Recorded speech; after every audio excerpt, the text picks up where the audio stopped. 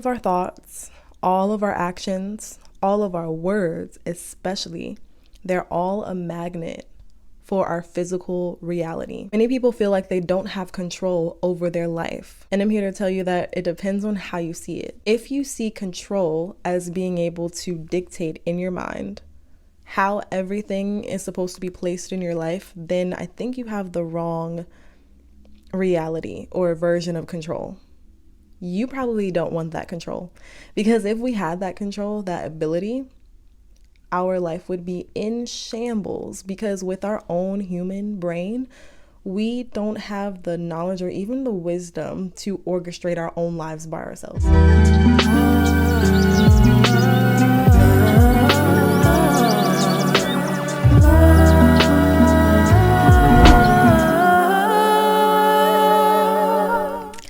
Hey y'all, welcome back to Holistic Flow. I am your girl Lolo, and in today's video I'm going to be talking about noticing what you're attracting. I believe all of us are magnets for something. Through our thinking, through our behaviors, and through our way of life, we all attract situations, sometimes circumstances, other people, other individuals that we may not want, but we attract anyways. And then others of us are attracting things that we do want and that are positive for us because of the behaviors and thought patterns that we've adopted. And so I'm going to talk about that. I'm just going to go ahead and get into the video. I just recently noticed how my journey has grown from about 2 years ago when I put out the video on my channel that blew up. I'm going to probably keep on talking about this video because it shaped the listeners who are listening to my content.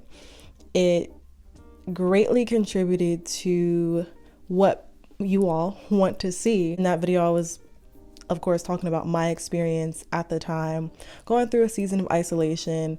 And I don't even remember if I thought that season of isolation was like permanent or was it just for that season. But basically, the amount of people who identify with attracting negative people or people that don't have their best interests as friends or just people who want to take advantage of them was overwhelming to me. The people who they're attracting are not understanding of their light, or the people who you're attracting may understand your light and recognize your light and they hate it, like in their soul. So I realized that I used to attract people who were close to me who needed to be healed. Sometimes you attract people that need healing because people can sense from a mile away other people's healing properties. I'll just say that for lack of better terms. But I feel like everybody has a spiritual gift in some way, and it might correlate with your interests. If you're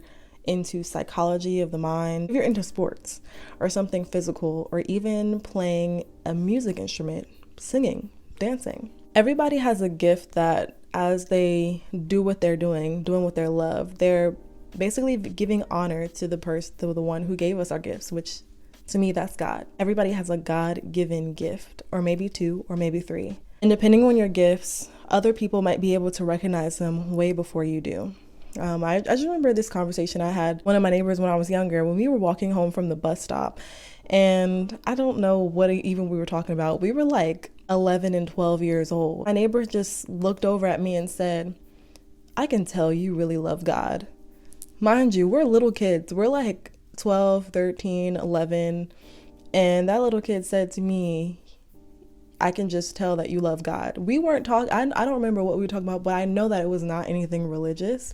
But I guess it was just always the way that I carried myself, or the energy or the aura. But throughout my life, as I had attracted people who did not have my best interest, a lot of those situations were draining for me. And during that time, during the filming of that video, when I talked about being alone and having no friends, was the pruning period for God to isolate me and cleanse a lot of the negative thinking that I was cycling around in my head that had led me to attract negative situations and also ultimately negative people. People often think that you get what you deserve in life. And I don't agree with that, because if that was true, a lot of us would be dead And also, a lot of us would have a lot more good things than bad things. You know how bad things happen to good people? And then good things happen to bad people. You sometimes wonder why a person who's always mean to other people seems to be always getting the spotlight or always getting the accolades.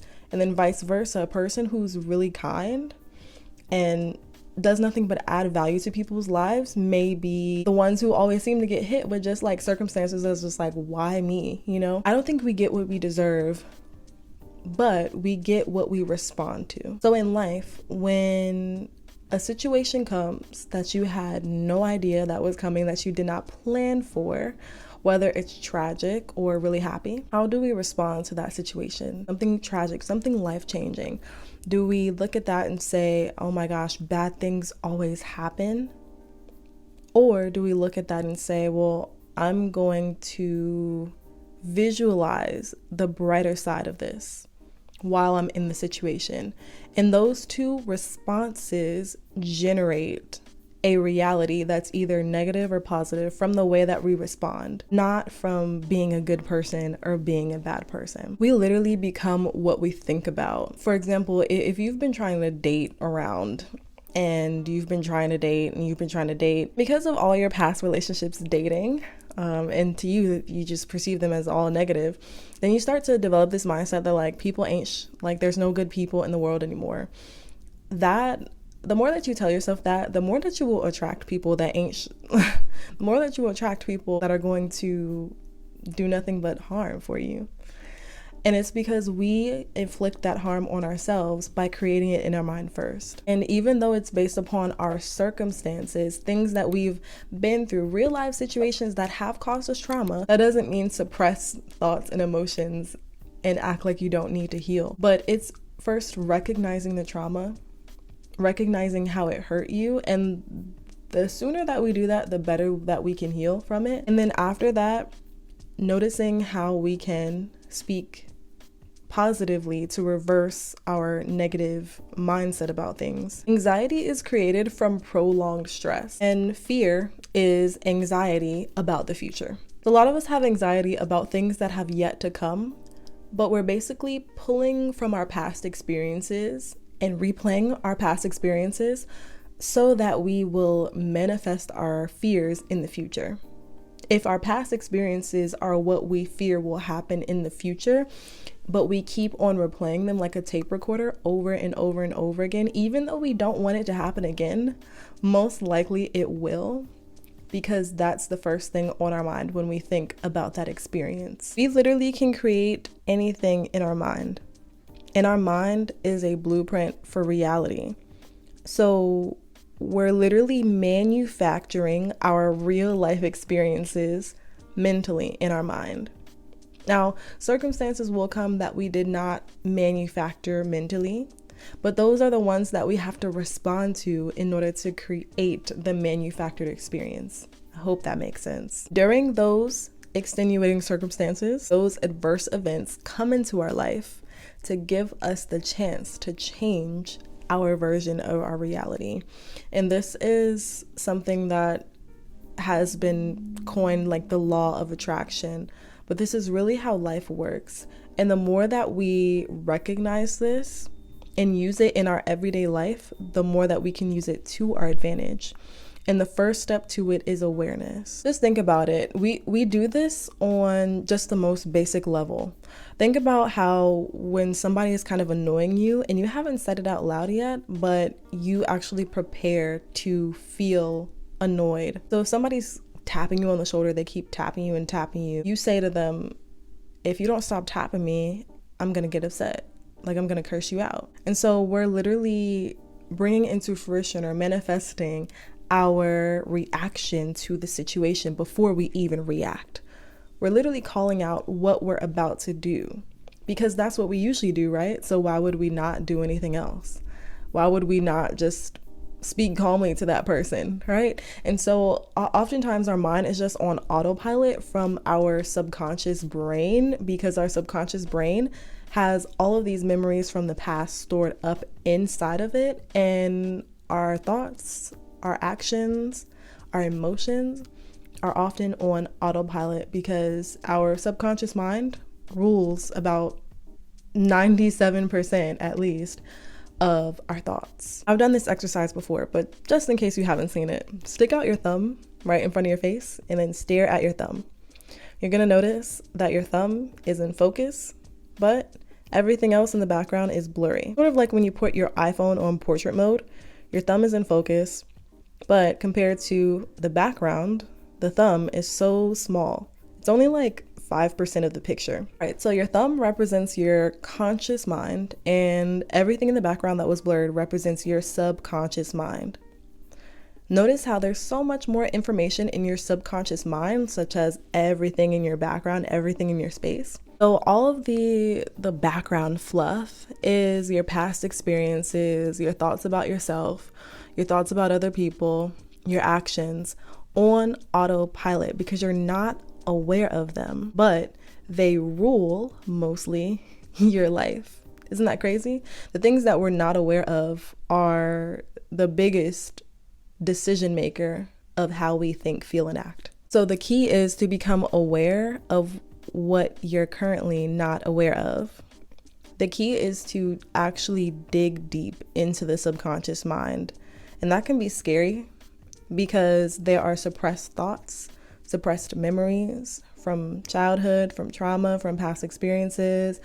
Sometimes our mind even forgets that we went through certain things just to protect our own mental. But one thing we just gotta realize that is on the most basic level, every single thought that we have throughout the day can become a physical reality, can become a physical manifestation. And the more that we think it over and over and over and over again, it becomes our reality eventually. But we can replace negative thoughts with positive thoughts and then create positive realities instead of negative realities. And we can believe in our heart that we'll get positive results, which is basically replacing fear with faith. So we really need to put fear in reverse gear. If not, we'll end up creating a reality that reflects the very things that we're afraid of happening. So during that time in that video, 2 years ago, I was in a season of isolation from people who were putting negative thoughts in my head, TV shows, medias that were putting negative thoughts in my head,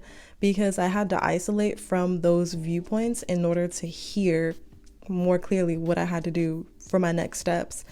And I had to very deeply change my level of thinking so that I could then start attracting people who had my best interest, people who genuinely wanted to support me and I genuinely wanted to support them. Also, in order to just attract opportunities that would lead to my not only physical or monetary growth, but also my spiritual growth, and ultimately get paid doing something that I love doing and do that every single day. All of our thoughts, all of our actions, all of our words especially, they're all a magnet for our physical reality. Many people feel like they don't have control over their life. And I'm here to tell you that it depends on how you see it. If you see control as being able to dictate in your mind how everything is supposed to be placed in your life, then I think you have the wrong reality or version of control. You probably don't want that control, because if we had that control, that ability, our life would be in shambles, because with our own human brain, we don't have the knowledge or even the wisdom to orchestrate our own lives by ourselves. Our life would literally be in shambles. So God hands us situations, adverse events that we wouldn't put ourselves through ever. But we have to do that because we don't get the life that we deserve. We don't get the life that we want. We get the life that we need. Every single thing that we go through, and I know this is really difficult for people to hear, especially if you've been through things that were really traumatic that you have no idea why you had to go through them.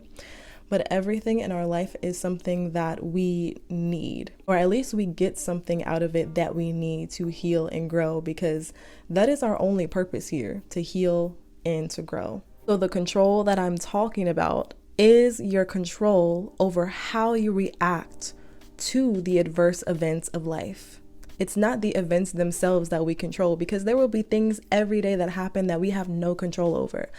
But our control involves how we, ourselves as a person, discipline ourselves, discipline our mind, raise our awareness, and change the way that we think, talk, act, behave, so that we can change our lives. And that is the control that we have. We do have that control. We have that authority. And so it's not, using our own human ego strength and thought. It's working with God. It's working with the Creator. It literally is. And as you strengthen that relationship, as you strengthen that teamwork, life will work a lot easier for you. Actually, I lied. It doesn't get easier. It may get harder, but it only gets harder because you get stronger because of the things that you went through. So just know that. But at the end of the day, we're a magnet. Our tongue is the most creative force that we have. Words are one of the most spiritual things, one of the most spiritual tools that we have been given. And so we need to use them positively, and we need to use them mindfully. Be very mindful of the things that you tell yourself and the things that you tell others. So that was all for today. I hope you enjoyed the video. If you did, give it a thumbs up and let me know what else you would like to see. Invite a friend to watch this video by clicking the share button, and then send the link over to them and tell them that this video was some fire and that you really enjoyed it. And I hope to see you in the next video. But until then, I'm sending peace your way, love your way, and joy to you, your family, and your friends. All right, y'all. Peace.